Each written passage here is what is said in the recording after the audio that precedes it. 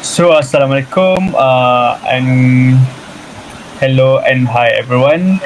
So, alright, for this meeting, we have invited Dr. Mohamed from Sudan to discuss the theory we are studying, which is technology acceptance model. So I will briefly introduce Dr. Mohamed, who are lecturer in Muhammadiyah Cirebon, Indonesia. So to proceed with our meeting agenda today, I would like to respectfully invite to Dr. Mohamed to answer several questions from our side. So we have four members here. So first is Miss Sharifah. So second is Miss Ain Safia, and last is Miss Alia. And my name is Danish. Okay, so can Miss Sharifah start for the first question? Assalamualaikum, Dr. Mohamed. Waalaikumsalam. I would like to ask a question. So, Doctor, could you briefly explain what the technology acceptance model is? Okay, thank you. Thank you very much, Sharifa, for this question. So, the technology acceptance model, or we call it KAM, is like a theoretical framework. It's used for understand, for example, how the user decide whether to accept or to reject the technology that we want to use. So the model actually focuses on the two primary components. Firstly, the perceived usefulnesses, which the usefulnesses refers to the how much the users like believe in the technology and believe in the technology will improve their job performance, and also they perceive the ease of use. Uh, this is the second component, and this refers to the how effortless it is the use of the technology. So for me, like as a lecturer in the public administration, I often use this system TAM to evaluate the technology adoption in the government setting.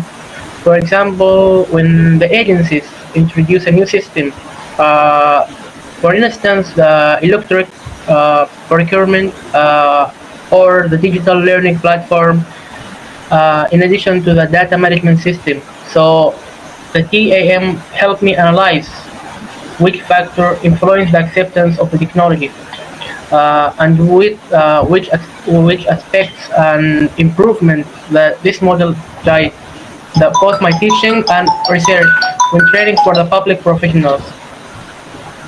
Yeah, I think that's all that I can explain about the technology acceptance model. Thank you for your question, Sharifa. Is it clear? Clear. Thank you so much, Dr. Mohamed. So thank you for Ms. Sharifah for question, and the answer for Mohamed is a very clear and very good explanation. So okay, so second I would like to invite Miss Ain Safia to ask a second question to Dr. Mohamed. Okay. Thank you, Danish. Assalamualaikum, Doctor. My name is Nur Safia, and I would like to ask you a question. Doctor, how do these two main factors, perceived usefulness and perceived ease of use, affect user behavior in public sector organization? That's Oh, I see. Thank you, and Safia, for this question. So actually, these two factors, it's related to the behavior in the public sector. So, for example, in the public sector, so the perceived usefulness is really crucial because the civil servants often deal with a heavy workload and also a structured procedures. So, if this new technology, such as like the reporting systems in the public sector or the document automation tool, is truly seen as improving the efficiency, reducing, like for example, the paperwork and increasing the accuracy. So the user and the servant will be more motivated about to adopt to this new method. So the second factor, which is the perceived ease of use, is equally important actually. So not all the public, as we know, not all the public sector employees have high digital literacy. So if the system, for example, is complicated, slow, or poorly designed, the acceptance level will drop. So in my role as a lecturer, I regularly conduct like a training, like a workshop, where I emphasize the system designers, the most prioritized user-friendly future. I make all of this to ensure that technology like support the user instead of becoming an additional burden for them. Yeah. Thank you for the question. Is it clear? Yes, it's clear. Thank you, Doctor. Yeah, you're welcome. So thank you, Dr. Manat, for second explanation. So for the third question, I would like to invite Miss Alia to ask a third question to Dr. Muhammad Okay. about our theory. Assalamualaikum, Doctor. Waalaikumsalam.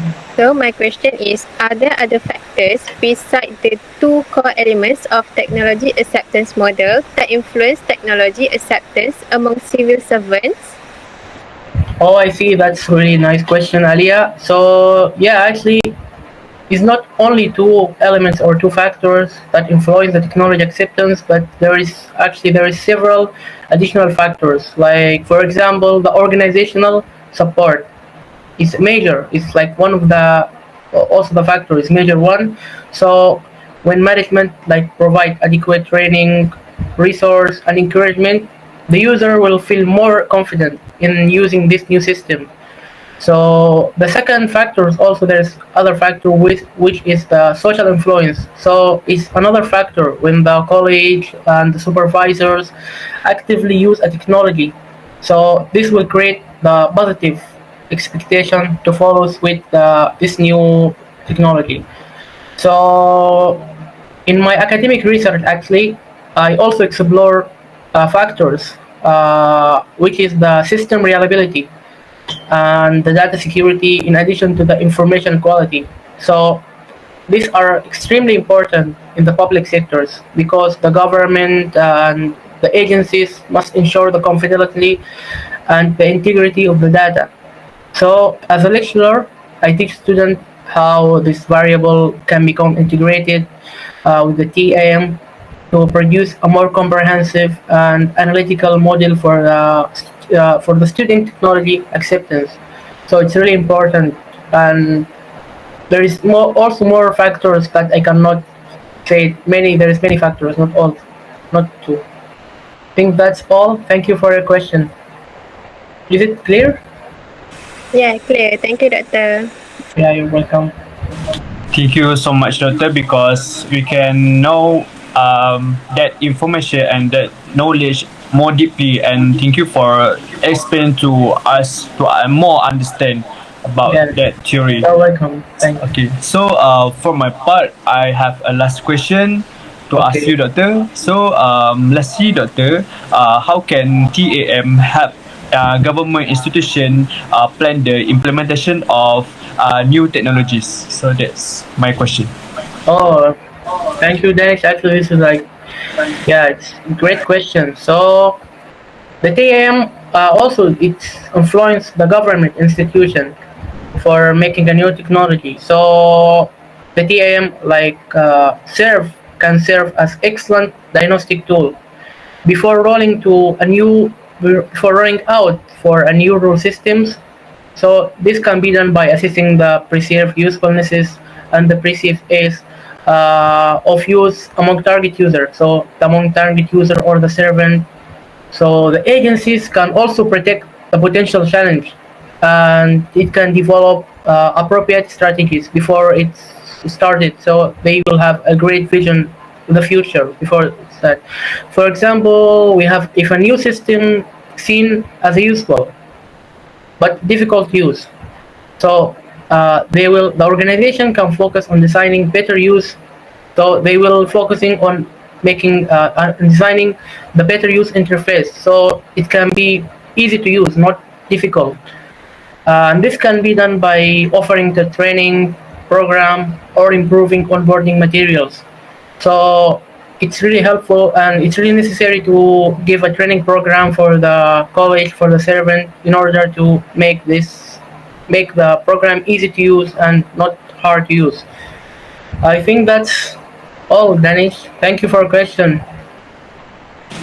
Okay, so this is the last question, and thank you so much, Dr. Manet. Okay.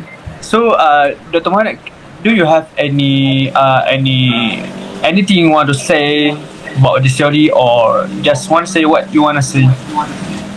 Okay, actually, the this is like a great opportunity for me to have me here in this great meeting and meet like